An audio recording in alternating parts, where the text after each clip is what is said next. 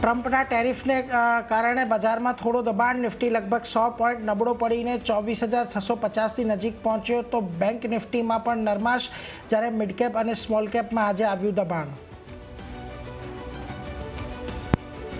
આજે IT, pharma અને એફએમસીજીમાં થોડું દબાણ. ત્રણેય ઇન્ડેક્સ લગભગ 0.5% ઘટ્યા, જ્યારે સરકારી બેંકો અને કેપિટલ ગુડ્સમાં ખરીદીનો મૂડ.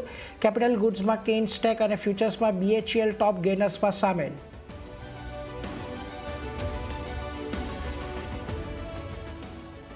ઇન્ડસઇન્ડ બેંકના નવા બોસે બજારને લીલી ઝંડી. શેર લગભગ 5% વધીને નિફ્ટીનો ટોપ ગેનર.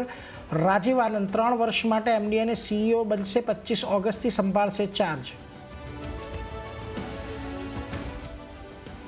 મજબૂત પરિણામોને કારણે ગોડફ્રે ફિલિપ્સ લગભગ 9% વધ્યો. પ્રથમ ત્રિમાસિકમાં કંપનીનો નફો લગભગ 56% વધ્યો, જ્યારે પરિણામ પછી બોશ લગભગ 2% ઘટ્યો. ફ્યુચર્સના ટોપ લૂઝરમાં સામેલ.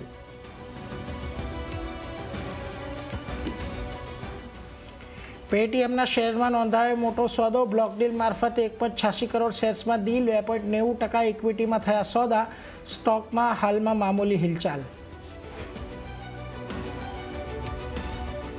અને આજે આવશે નિફ્ટીમાં ભારતી એરટેલ અને અડાણી પોર્ટના પરિણામ. ત્યાં જ બ્રિટાનિયા, લ્યુપિન સહિત વાયદાની 6 કંપનીઓના પરિણામ. 12% વધી શકે છે બ્રિટાનિયાનો નફો.